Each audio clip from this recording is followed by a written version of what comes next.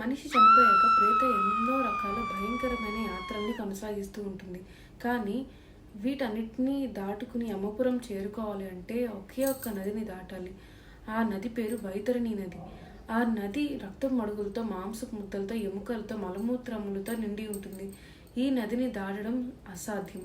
కానీ యమకింకర్లు వీళ్ళని కొడుతూ ఎన్నో రకాల బాధలు పెడుతూ నరకానికి తీసుకువెళ్తుంటారు. అయితే ఈ నదిని దాటడానికి కేవలం ఒకే ఒక్క పరిహారం ఉంది. అది ఏంటో తెలుసుకోవాలి అంటే తప్పకుండా గరుడ పురాణం అని మెన్షన్ చేయండి కామెంట్స్లో. కానీ అందరు అనుకుంటుంటారు దానాలు చేయడం అవసరమా, తల్లిదండ్రులు చనిపోయిన తర్వాత వాళ్ళు బతికి లేరు కాబట్టి, చూడలేరు కాబట్టి ఈ దానాలు చేయడం అంత అవసరం కాదేమో, ఇవన్నీ మూఢనమ్మకాలని అనుకుంటుంటారు. కానీ ఈ విషయం గుర్తుంచుకోండి, మనం చేసే ఏ చిన్న పనైనా అది పితృదేవతలకి సంతోషాన్ని కలిగిస్తుంది.